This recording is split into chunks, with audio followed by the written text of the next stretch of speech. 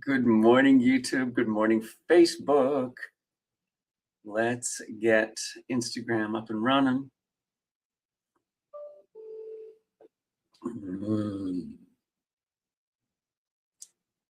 Here she comes. Come on, Instagram, wake up. There it is.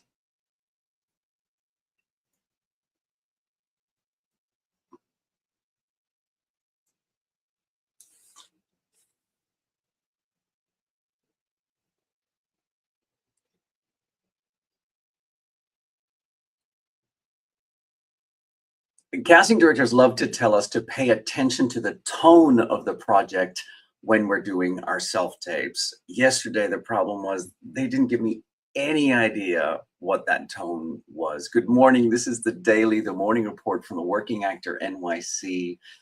We are talking real stories, real life strategies, and practical insights on building a successful and sustainable acting career. Let me know where you're joining me from and what you're working on in your acting career today. I want to hear from you. Good morning, TD. Good morning, Peggy Doo. Welcome to the morning report from the Working Actor NYC. Let's get into it. Yesterday, I spent an entire afternoon trying to answer a question that the audition material couldn't answer for me. So I had 2 self-tapes to do yesterday, and it ended up taking me all afternoon. I am normally pretty speedy with these things, but yesterday came with its own set of phenomena that I had to deal with. So the first one was an audition for a feature film with some fancy names attached, and that didn't intimidate me. I just wanted to do a good job. But I also understand that when it's an important project like that, they can't necessarily release much information about the film. They're not going to release the script. They're not going to. They're just not. And so all I had was this short scene. It was a priest giving a sermon. Well, there's lots of different ways you can go with that. And the breakdown that they attached for this piece just literally described what this priest was doing in this scene without any context. I couldn't tell whether this was intended to, I couldn't tell what period it was set in, because the language had a specific flavor to it that didn't feel exactly every day. And then the way the scene was written, I couldn't tell whether it was a dream or not. It had sort of some dreamlike qualities to it, right? Just in the way that the scene was, what was happening outside of the sermon, alongside the sermon, I guess, was being described. So there was no information in the character breakdown, and I didn't get the script. All I had was the information, was the actual scene itself, and the breakdown just described the scene. It didn't give me any additional context. So I was really on my own with it, and I just couldn't tell whether they wanted a sort of Bible-thumping, revivalist, passionate Baptist revival pastor, or whether they wanted somebody more grounded and contemporary who leans into folding the audience into his bosom as opposed to threatening. So I ended up asking casting if I could send in 2 tapes, and they okayed that.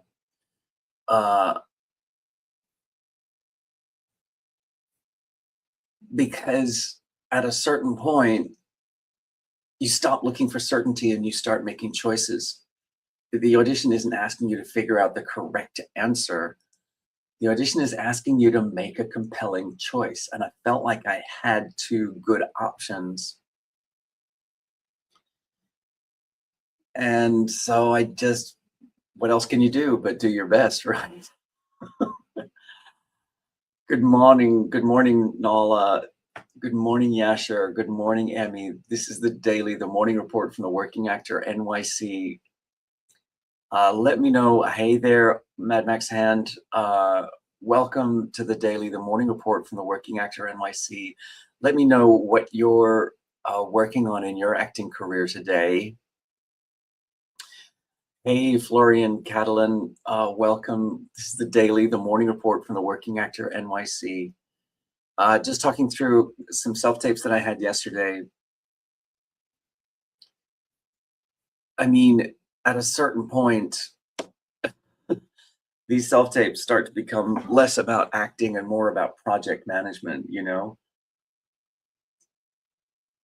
It's this scenario of I had two self-tapes to do. In one, I was a priest, and in one, I was a flamboyant hair salon owner. And you sort of, so that flip-flop just had to be dealt with, but it also meant that I had to redo my my slates, right? Tell me if you do this.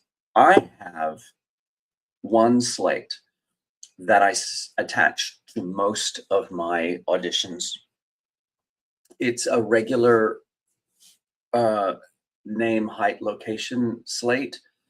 And I do it because they always want these in horizontal. Of course, they want the whole thing shot in horizontal, but they want a full body shot. Like I do ankles to the top of my head because I like to wear slippers when I'm making my self tapes. So I don't show them my shoes. So I do ankles to the top of my head.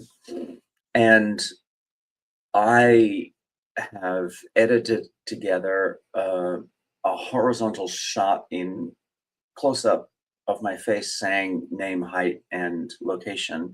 And then I've done a picture in picture of my full body shot, which is shot in vertical. And I've overlaid that and edited it together. It's a 7-second video that I attached to almost all of my self tapes. It's ready to go. It's dealt with. It's done, right? And I have asked if that's fine if I'm not wearing exactly the same thing in the slate shot than I am in the audition takes in the sides, the takes of the sides, and they've been fine with that. They understand, you know, that uh, it's not always convenient to have to create a new slate every single time. But for this project, I was wearing completely different clothing, and one of the slates asked for some specific information about whether I had life experience. Hey, Danielle. Of course, Danielle, we accept all, we welcome all people here. Thanks for being here. This is the morning report from the Working Actor NYC. Hey there, Lays. Hey there, Roger Cook. Happy Pride, Danielle. It's Pride Month here in the US, so I hope you are celebrating. Hey, Lay. Let me know what you're working on in your acting career today. I'm just talking through some of the issues that I dealt with in my self-tapes yesterday. Creating new slates every single time is time consuming, and because they want them shot in horizontal, but they want a full body shot, so I do that in vertical. Then I overlay picture in picture, which means editing time, which means transferring footage from my phone. Can't do those picture in picture edits on mobile device, so I have to do it on my laptop. So transferring those files backwards and forwards, you understand, it just takes some time. Hey there, Rowan. Thanks for being here. This is the morning report from the Working Actor NYC. Let me know where you're coming from and what you're working on in your acting career. Yeah, so it's just that whole project management side of auditioning and self-tapes, and you know, because you've got to schedule a reader, so that's coordinating with your friends, the slates, the framing, the light. I like to shoot in front of one of my windows because then I get natural light coming in, and I love that. I think that looks best. But if it's very sunny outside and there's a white car parked outside, then it reflects on that, and then I get a sort of a blast of white light, and then I have to filter it. So it's a whole thing, and it takes time. And I just want to. I know that it's. I I understand casting directors are very clear that they have cast people from some very rudimentary and budget looking self tapes. So I don't go to a lot of trouble in it, but I also don't want a passing white car that suddenly reflects a lot of white light onto my face and then goes. I don't want my face flashing like that in the middle of a self tape. Um, I don't know. Let me know if you have any tips around that.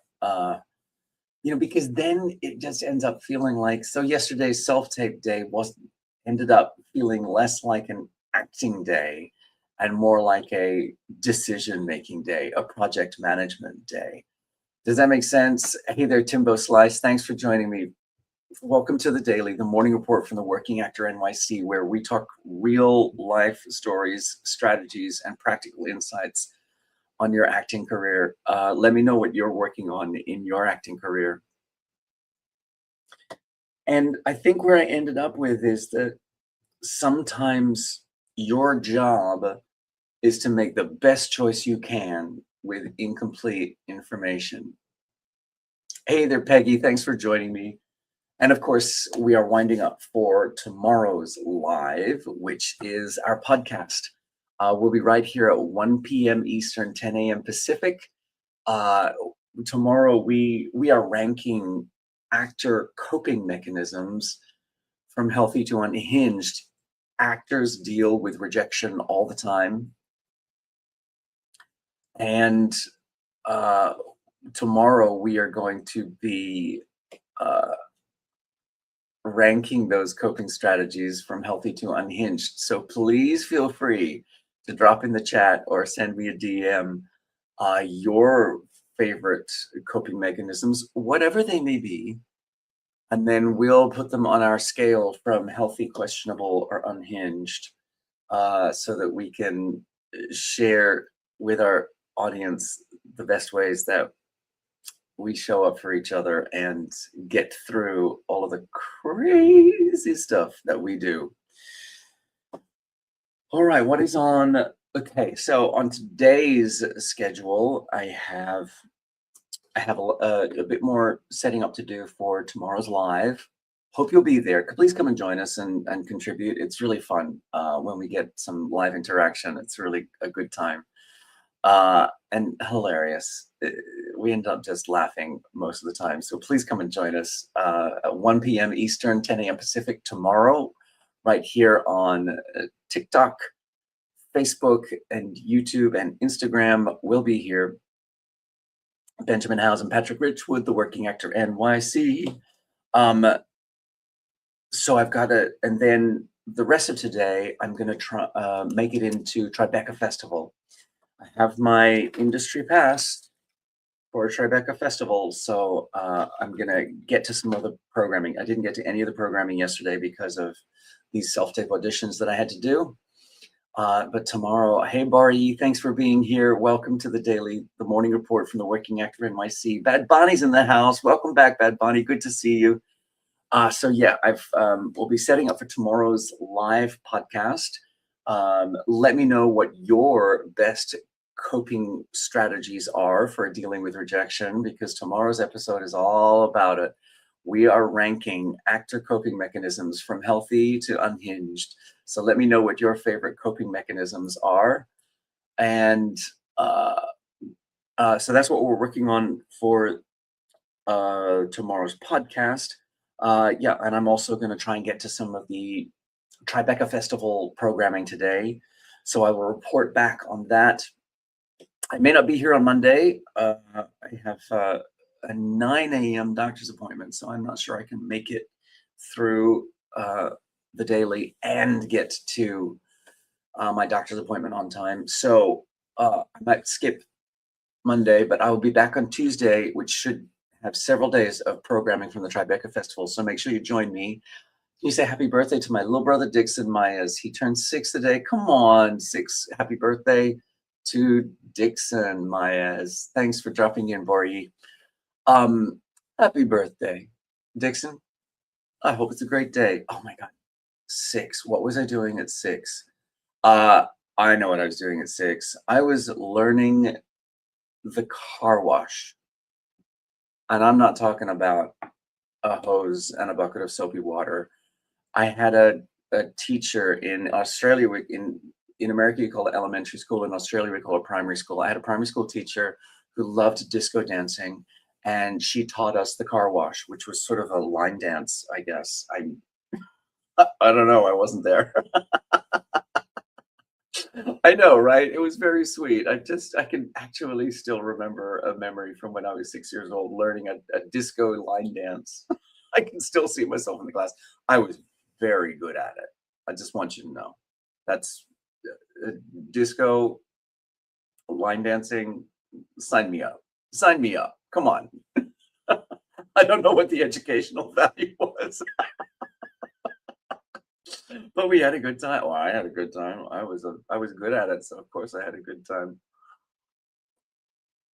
All right, friends, I'm going to get on with my work. Remember, wherever you are in your acting career, you got this. Keep going. And I'll be back on Tuesday morning. See you then. All right, friends.